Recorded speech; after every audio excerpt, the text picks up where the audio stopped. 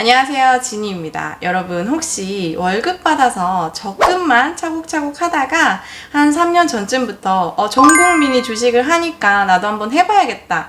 그런데 지금 손실률이 마이너스 30%, 마이너스 50%다 이러신 분들 엄청 많으시죠. 제가 금융 상담을 하면서 보니까 정말 많은 사람들이 거의 반 이상이 이런 상태이더라고요. 근데 적금이랑 주식은 굉장히 사이가 먼 친구예요.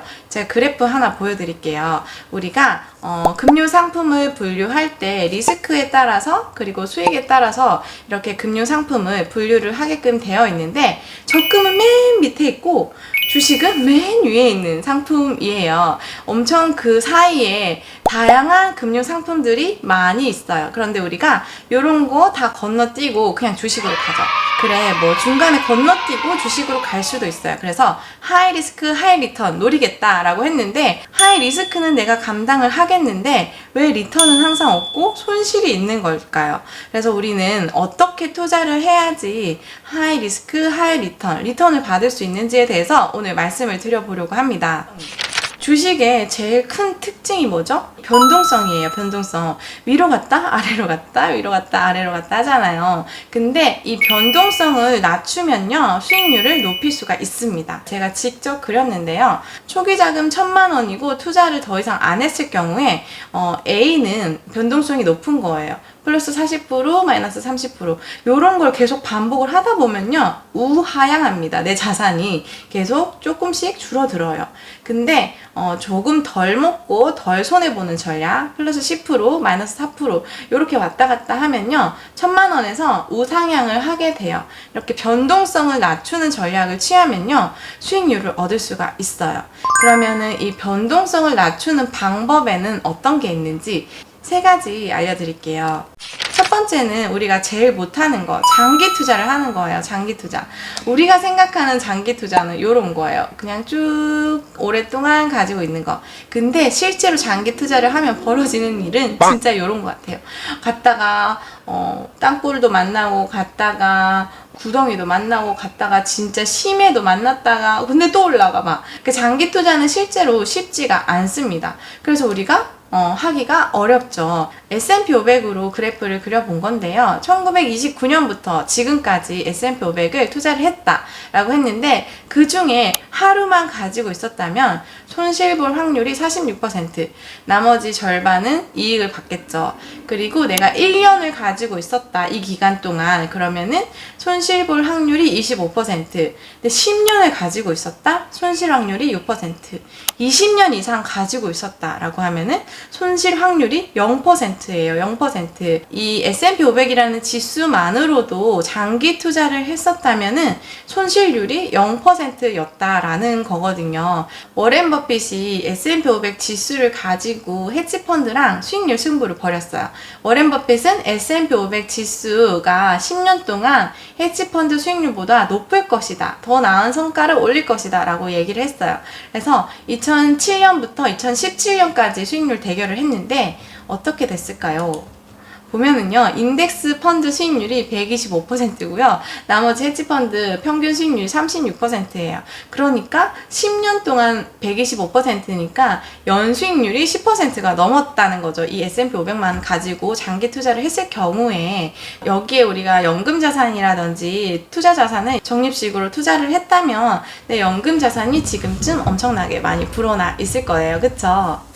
두 번째로 변동성을 줄일 수 있는 거는 최적의 포트폴리오를 만드는 거예요. 이 포트폴리오를 어떻게 만드냐면 이 마코이츠라는 분이 이 포트폴리오 이론으로 노벨상도 받으셨거든요. 그래서 설명을 잠깐 드리자면 내 포트폴리오에 상관 계수가 낮은 것들끼리 이렇게 모아놓는다는 거예요. 예를 한번 들어볼게요.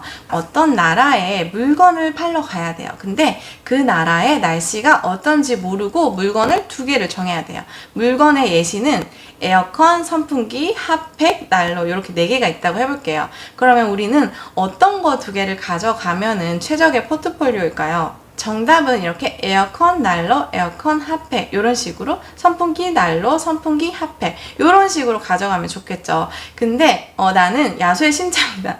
에어컨, 선풍기를 딱 골랐어요. 근데 더운 나라에 갔어요. 그러면 진짜 대박을 치겠죠. 근데 에어컨, 선풍기를 골랐는데 내가 추운 나라에 이 물건을 팔러 가야 돼요. 그러면은 망하겠죠. 그래서 우리가 최적의 포트폴리오라고 하면은 이렇게 상관계수가 낮은 것들끼리 모아놓는 거예요. 이 이론에 따르면은 상관계수를 마이너스 1보다 크고 1보다 작게 만드는 거예요. 근데 주식은 아무리 섞어도요, 상관계수가 0 이하로 떨어지지 않아요.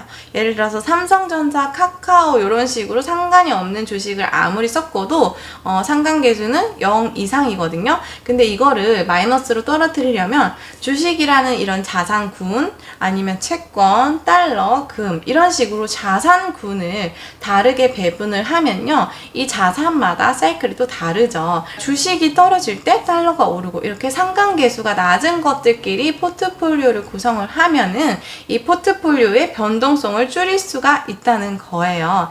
그래서 수익률을 장기적으로 끌어갈 수가 있습니다. 세 번째는 인간 지표를 활용하는 건데요. 이거는 저만의 방법인데, 제가 은행 창구에서 10년 이상 펀드나 이런 투자 상품을 팔았었거든요. 그런데 어떤 시즌에는 내가 펀드를 하루에 10번 권유해도 한두 명 할까 말까 하는 시즌이 있고요. 어떤 시즌에는 내가 권유를 하지 않았는데도 동네 할머니, 할아버지, 아주머니들 다 와가지고 펀드 뭐 요즘에 수익이 좋다던데 가입 좀 하게 라고 하면서 오시는 시즌이 있어요. 그럴 시즌에 내 계좌를 열어보면요, 펀드 수익률이 20%에서 30% 이상을 찍고 있더라고요. 그럴 때는 이제 펀드를 좀 환매해서 채권형 펀드로 돌려놓는다든지 이런 식으로 포트폴리오 배분을 했었습니다. 오늘 이렇게 영상을 찍게 된 이유는, 사람들이 이제 적금 대신에 다른 투자를 해보려고 할 때 항상 물어보는 말이 그럼 뭐 사야 돼요? 라고 물어봐요. 아무리 이렇게 설명을 해도 그래서 뭐 사요? 라는 게 첫 번째 질문이에요. 근데 뭐 사야 되는지는 사실 아무도 몰라요. 그렇기 때문에 미래를 예측하는 사람은 잘 없잖아요. 이렇게 분석을 해서 전망을 한다든지 그 전망을 보고 내가 판단을 하는 거잖아요. 변동성을 낮춰서 이거를 꾸준히 장기적으로 가져가는 전략이 가장 좋지 않나 라는 생각을 하거든요. 그래서 여러분들도 제 채널을 구독을 하신다면 이렇게 포트폴리오를 구성을 해서 어떤 식으로 투자를 해 나가야 되는지에 대해서 차근차근 알려드리도록 할게요. 그리고 처음에 우리가 적금이랑 주식 이렇게 그 그래프 봤었잖아요. 그 사이에 엄청 많은 자산군들 그리고 상품군들이 있었어요. 그래서 이것들에 대해서도 하나하나씩 설명을 드릴 테니까 좋아요랑 구독 버튼 많이 눌러주시기 바랍니다. 안녕.